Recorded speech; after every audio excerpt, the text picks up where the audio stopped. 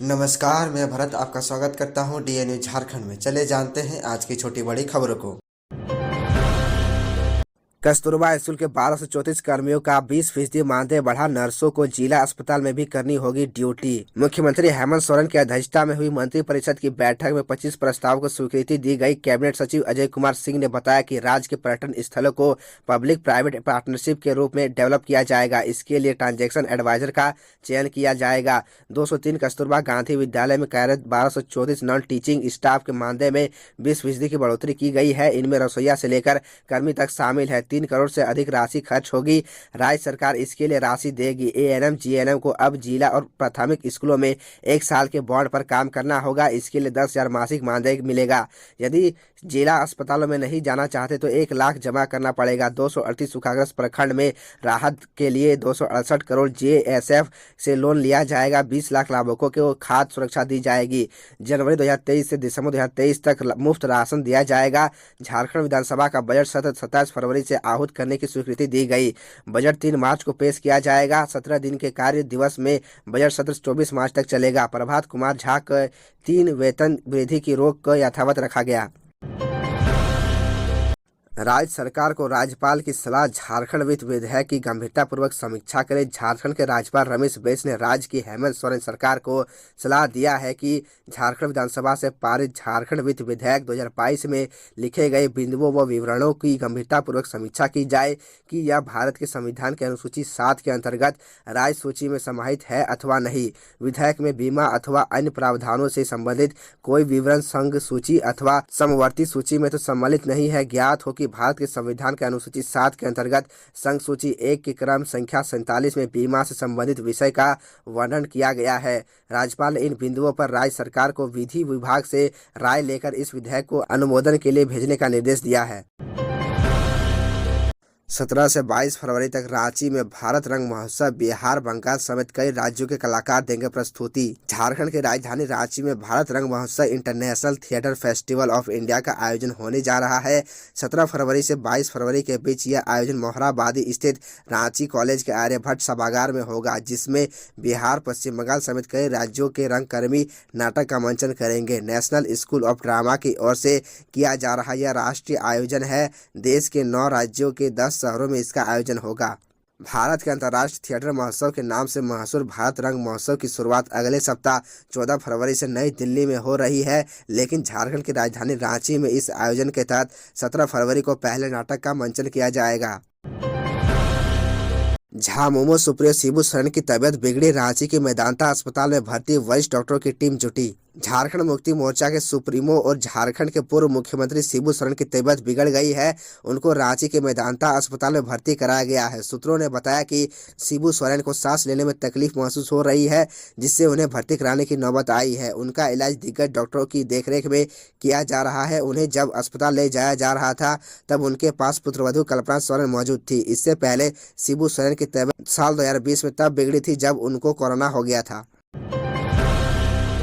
आशीर्वाद टावर अग्निकांड की जांच रिपोर्ट निगम ने डीसी को सौंपी। धनबाद आशीर्वाद टावर में 31 जनवरी के अग्निकांड की जांच रिपोर्ट निगम के अधिकारियों ने डीसी को सौंप दी है। नगर आयुक्त सत्येंद्र कुमार ने बताया कि निगम को नक्शा, फायर एनओसी की जांच करने का जिम्मा मिला था।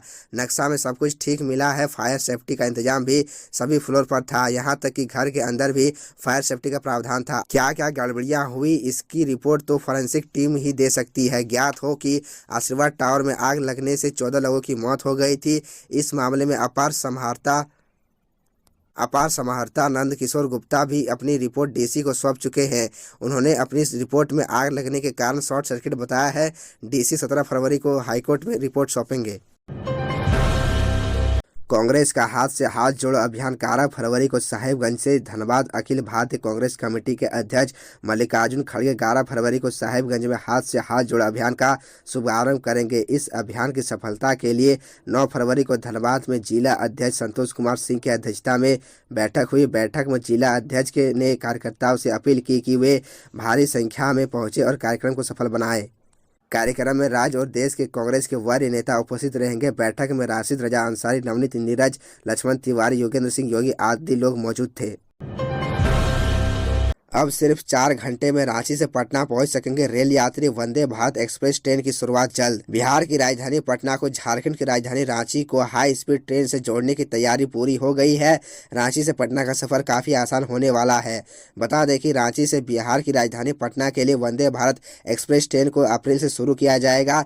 भारत सरकार की ओर से पेश बजट में बिहार को 3 वंदे भारत एक्सप्रेस ट्रेन मिली है। यह ट्रेन हावड़ा रूट पर चलेगी। बजट में पटना से रांची के लिए एक वंदे भारत एक्सप्रेस ट्रेन चलाने का निर्णय लिया गया है।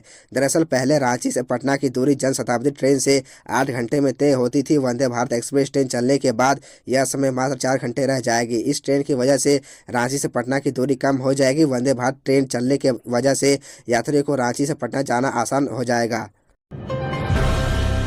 केस कांड मामले में ईडी कांग्रेस के 2 विधायकों को कर सकती है समन। दल बदल के लिए प्रलोभन देने का लगाया था आरोप। कोलकाता में नकदी के साथ पकड़े गए कांग्रेस के 3 विधायकों डॉक्टर इरफान अंसारी, राजेश कच्छप और नमल विकसल कोंगाड़ी से ईडी की पूछताछ के बाद जांच की प्रक्रिया अब और आगे बढ़ेगी। इस सिलसिले में ईडी कांग्रेस के 2 अन्य विधायकों भूषण बाड़ा और शिल्पी नेहा तिर्की को समन कर सकती है। भूषण बाड़ा सिमडेगा और शिल्पी नेहा तिर्की मांडर के विधायक है। इस मामले में मुख्य शिकायतकर्ता बैरमो के विधायक अनूप सिंह से पहले ही पूछताछ हो चुकी है। बाड़ा और तिर्की ने भी इस संबंध में शिकायत की थी, जिसका बैरमो के विधायक ने ईडी से पूछताछ के दौरान जिक्र किया था। इस संबंध में डॉक्टर इरफान अंसारी, राजेश कच्छप और नमल विकसल कोंगाड़ी से भी जब ईडी ने पूछताछ की तो तीनों विधायकों ने इस बात से सिरे से इनकार किया कि वे सरकार को गिराना चाहते थे। संबंधित विधायकों की शिकायतों के मद्देनजर जब उनसे जवाब मांगा गया तो उन्होंने कहा कि ये शिकायत मनगढ़ंत है और उनके खिलाफ षड्यंत्र का हिस्सा है। भूषण बाड़ा और शिल्पी नेहा तिर्की को प्रलोभन देने की बीते बातें बेबुनियाद है। अनूप सिंह के आरोपों में भी कोई सच्चाई नहीं है। कोडरमा समेत देश के 57 स्टेशन होंगे विकसित। कोडरमा समेत देश के 57 स्टेशन विकसित होंगे। कोडरमा स्टेशन अत्याधुनिक सुविधाओं से लैस होगा। कोडरमा को रेलवे ने अमृत भारत योजना से जोड़ने का फैसला किया है। बजट में झारखंड के लिए 5,271 करोड़ की राशि खर्च होगी। इसमें धनबाद रेल मंडल के अंतर्गत 30 और रांची रेल मंडल के अंतर्गत 15 स्टेशनों को अमृत योजना के तहत विकसित किया जाएगा। कार्य मार्च 2023 से शुरू किया जाएगा। रिम्स में रिएजेंट खत्म होने से सेंट्रल लेबोरेटरी में जांच ठप, निजी लैब की हुई चांदी। राजधानी रांची के सबसे बड़े अस्पताल रिम्स में जांच किट खत्म होने से जांच नहीं हो पा रहा है, जिसके कारण मरीजों की परेशानियां काफ़ी बढ़ गई है। मरीज के परिजनों का मजबूरन निजी लैब का रुख करना पड़ रहा है। बीते दिनों में सोमवार मंगलवार को बहुत ही कम तादाद में जांच हुई, लेकिन बुधवार के दिन से जांच पूरी तरह से बंद है। बताया जा रहा है कि अस्पताल में CT स्कैन के लिए 15 दिन और ECHO कार्डियोग्राफी और अल्ट्रासाउंड के लिए 7 दिनों का इंतजार करना पड़ रहा है। जानकारी के मुताबिक रिम्स में प्रतिदिन 500 से 600 मरीजों की जाँच होती है। इसके साथ रिम्स के दूसरे लैब में भी रोज करीब इतने ही सैंपल की जांच की जाती है। आपको बता दें कि झारखंड हाईकोर्ट ने रिम्स को फटकार लगाई थी, जिसके बाद रिम्स के ट्रामा सेंटर में सेंट्रल लेबोरेटरी स्थापित की गई थी, जिसे लेकर प्रबंधन ने दावा किया था कि यह लैब मरीजों के लिए 24 घंटे 7 दिन सेवा देती रहेगी। साथ ही कहा था कि लैब में 24 घंटे में 10,000 जाँच करने की क्षमता है, लेकिन जाँच किट खत्म होने के बाद सेंट्रल लेबोरेटरी पूरी तरह से ठप है। राज्य सरकार के साथ NEML झारखंड में कृषि व किसान हित में करेगी कार्य, CM हेमंत ने की बैठक। NEML के अधिकारियों के साथ गुरुवार को CM हेमंत सोरेन ने बैठक की। यह बैठक राज्य में कृषि व किसानों के कल्याण के लिए एक बेहतर कार्य योजना बनाए जाने और किसानों की आय वृद्धि पर केंद्रित रहा। इसमें मुख्यमंत्री हेमंत सोरेन ने अधिकारियों से कहा कि यहां के किसानों की आय में वृद्धि करने के लिए सरकार निरंतर प्रयासरत है।